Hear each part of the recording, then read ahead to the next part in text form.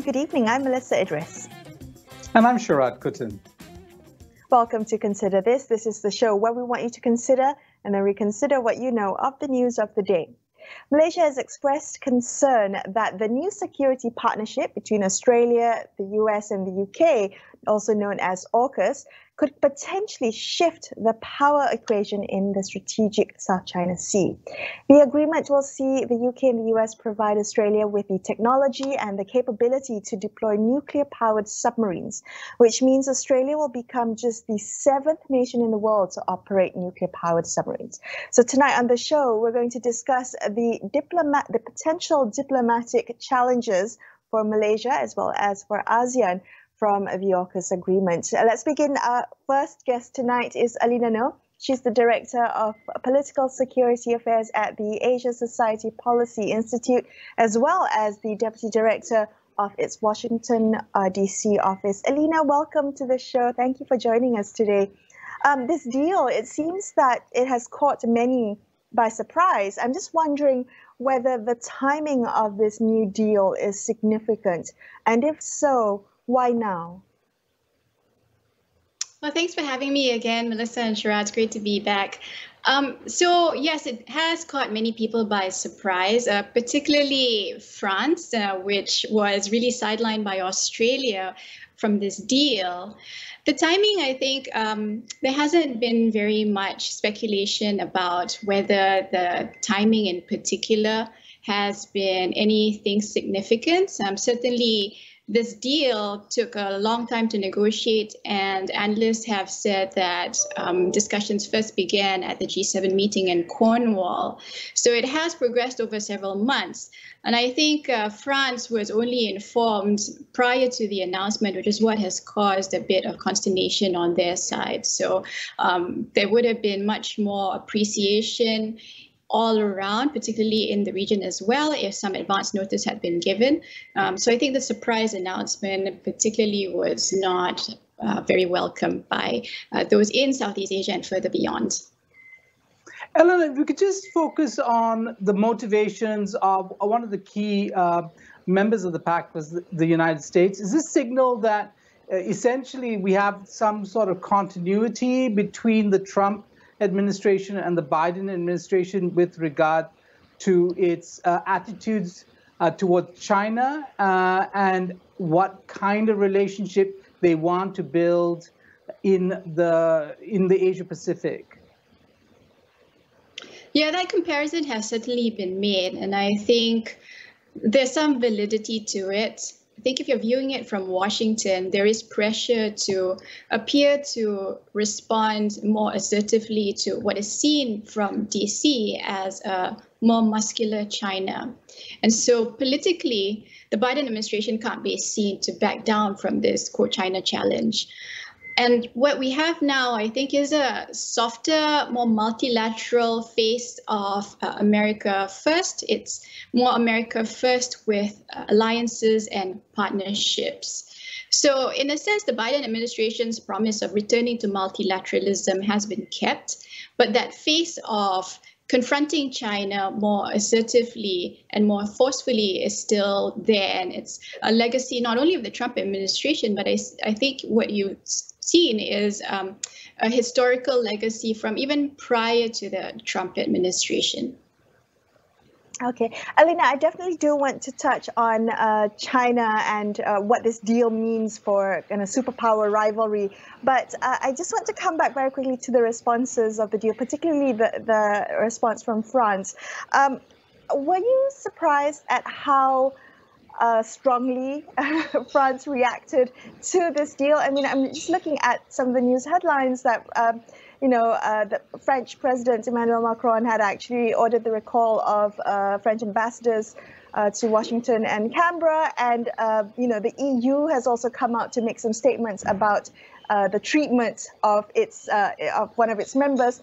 Can you give us some context as to the extent of the EU and France's anger and how much this might potentially impact diplomatic relations? Yeah, I think one of the best descriptions of the French reaction I've seen out there has been that it's been apoplectic. And certainly the wording has been very strong. French Foreign Minister Yves Le Drian has called it a stab in the back, this deal, called it full of deceit and lying. So very, very strong and harsh words from the French side. And I think what's struck me at least quite significantly has been the comparison between the French and Chinese reactions. I think we all expected the Chinese to react strongly to this announcement, this AUKUS announcement, but for the French to come out perhaps even more strongly than the Chinese, I'm not sure everyone expected that extent or intensity of the French reaction. Part of this is the domestic picture, right? France has not only lost a deal, a submarine deal, a significant one at that, which means in turn a loss of jobs and employment for the French domestic economy that is trying to recover after or in the midst of COVID.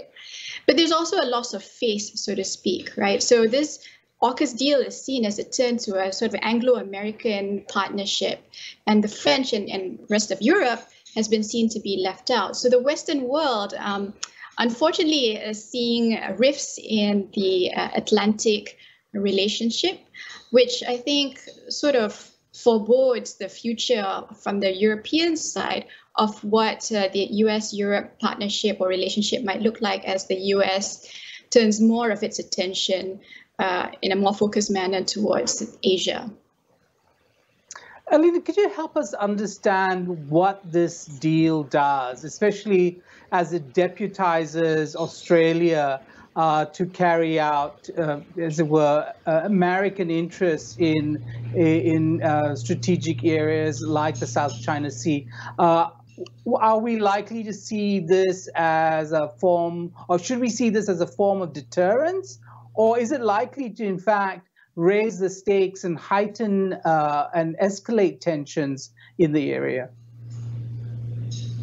Yeah, I think to step back, this deal is more than just the nuclear-powered submarines, right? This deal also talks about science and tech cooperation, cooperation on industrial bases and supply chains.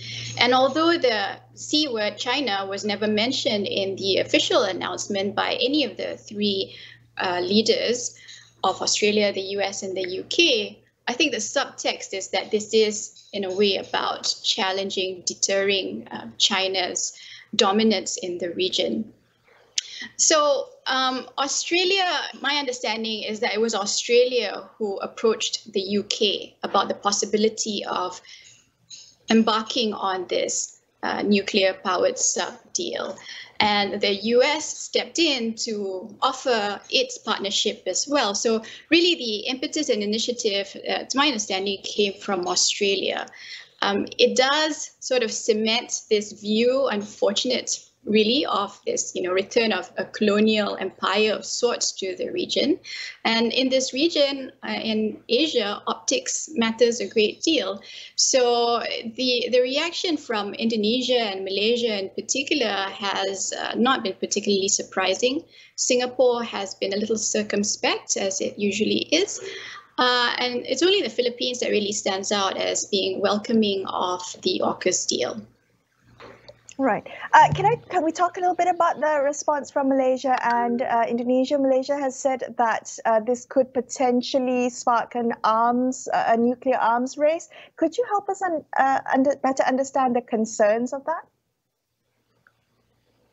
Yeah. So it's a little puzzling to me as well, because from the announcement, it appears that the submarines in the next couple of decades, when they eventually deliver, this is an extremely complex undertaking. Those submarines will be conventionally armed. They will be nuclear powered, but conventionally armed. I think the concern about nuclear arms race from the Malaysian side is that eventually the subs will be capable of taking on nuclear weapons.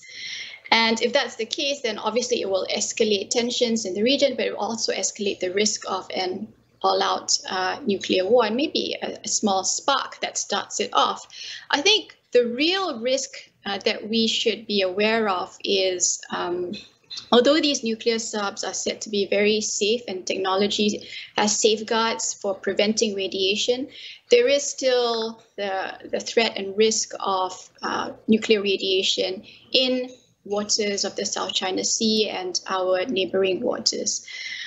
And that's why we have insisted on SEANFEST. It's an awkward acronym, but the Southeast Asia Nuclear Weapons Free Zone that unfortunately none of the nuclear powers have signed on to.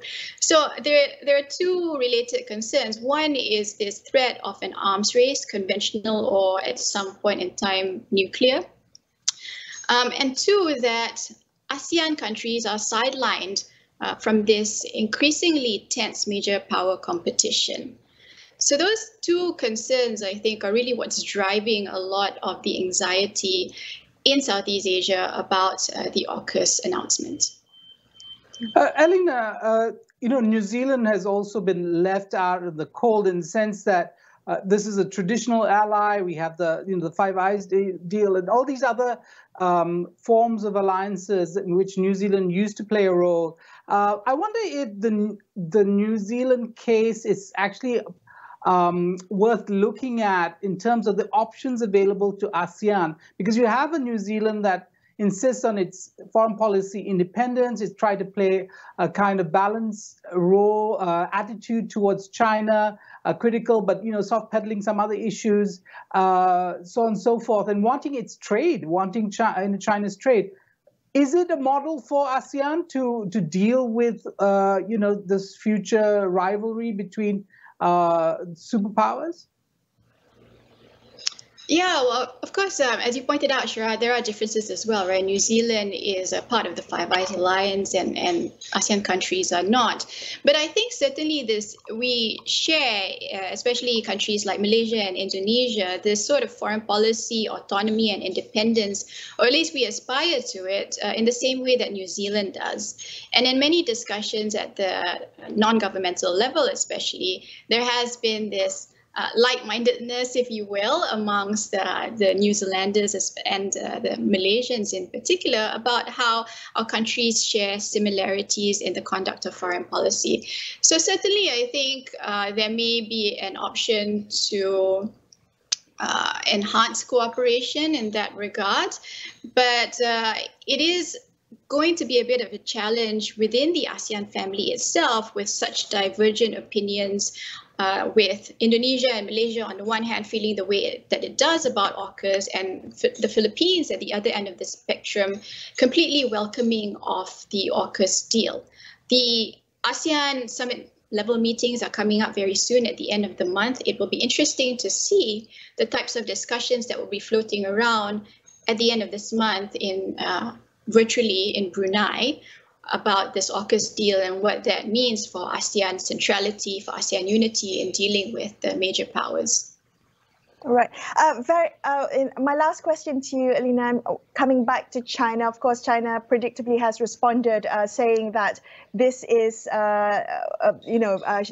accusing the three countries of having Cold War mentality. I'm wondering where you see this progressing. Are we likely to see an escalation between, in terms of following the AUKUS deal?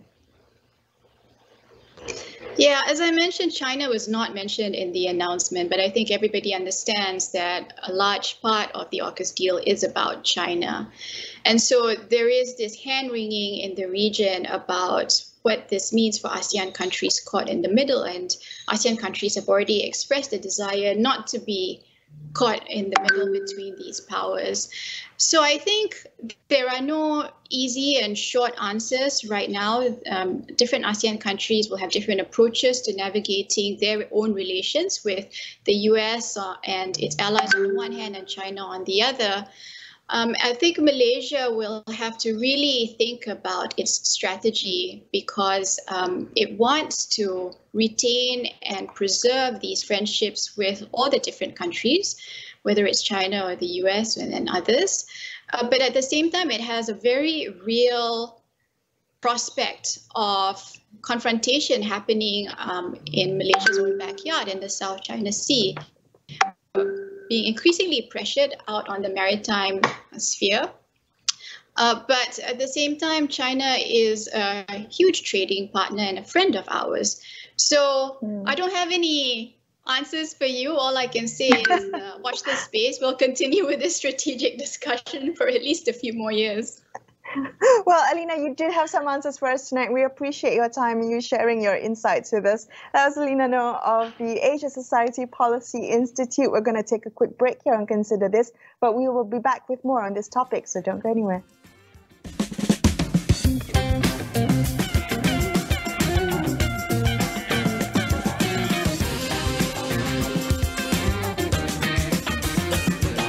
Adakah penyelesaian rangkaian awan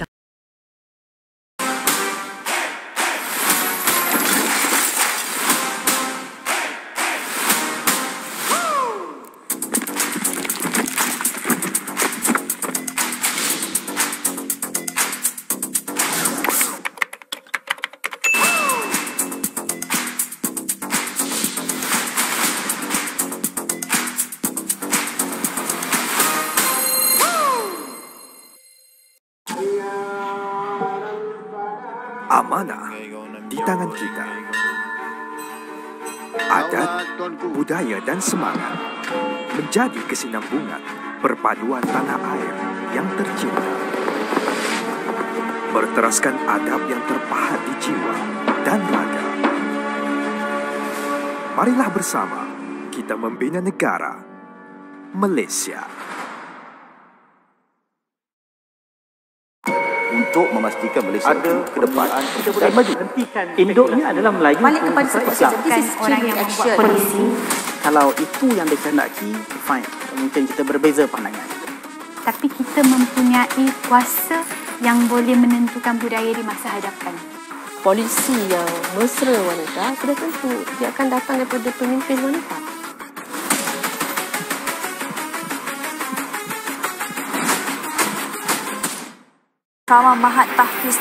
Bila sentuh soal berita,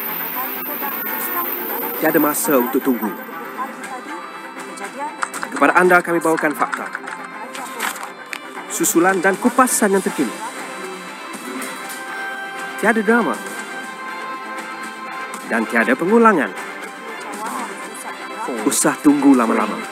AWANI 745 lebih awal dari biasa.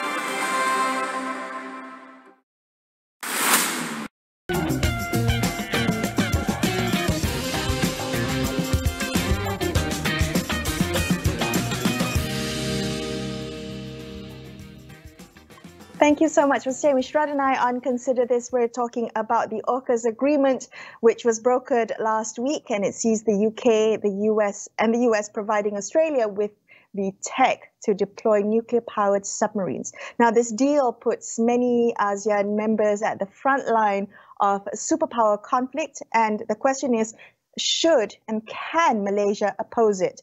Joining us on the show now is geostrategist Azmi Hassan. Azmi, good evening. Thank you for being on the show tonight. Defense and security experts are saying that the AUKUS agreement signals a paradigm shift in terms of strategy and policy across the region. I'm wondering what your thoughts are about this deal. Yeah, Melissa, as you said just now, ASEAN is in the middle thick of it with this AUKUS. As I see it, it's a very exclusive club between these three superpowers. And ASEAN, if we look at the response from ASEAN leaders, the Philippines and Singapore, for example, they are hoping for stability coming from this AUKUS deal. But President Jokowi and our Prime Minister, Dato' Sri Ismail Sabri, said they are worried and cautious of this particular AUKUS deal because ASEAN need to come with one voice with this particular, I would say, again, exclusive club. But again, we see the divide in ASEAN itself. I see that Singapore and the Philippines, they are really positive about this AUKUS deal, and Malaysia and Jakarta are very cautious. So that's the response the ASEAN regarding AUKUS, but no doubt that this particular deal will affect us somehow or other. It will affect us either positive or negative. ASEAN is in the middle of it, Melissa. Asmi, an Indonesian analyst says that while he expects ASEAN countries to either be muted or not indifferent, but unable to kind of take sides on this issue, the problem seems to be for ASEAN is that they don't have an alternative. That there is a problem in the South China Sea, and that is China's increasing push towards claims, not only in the South China Sea, but building islands and their own sort of arsenal buildup in the region, that unless there is a response to it, the countries are actually in peril. So this might be maybe not the perfect solution, but it does seem to be some sort of solution. Is there an alternative to AUKUS? Yes, of course. I think there is an alternative. I think a better alternative to AUKUS, because AUKUS, as mentioned just now, give a very good deal to Australia. They'll be having a nuclear-powered submarine, which only the 7 nations that have this capability. And the nuclear-powered submarine is way much better than what we have, or what Singapore have, or what India currently have. So I think AUKUS will create a turmoil within ASEAN. Let me relate a few weeks ago when Vice President Kamala Harris visited a number of ASEAN countries, and also a few weeks after that, Wang Yi, the foreign minister of China, visited the same nation of ASEAN. There is some tug of war between the United States and China. Please be with us. I think that's kind of message. But I think let me pick about what Prime Minister Seng Loong said, to pick between the United States and China.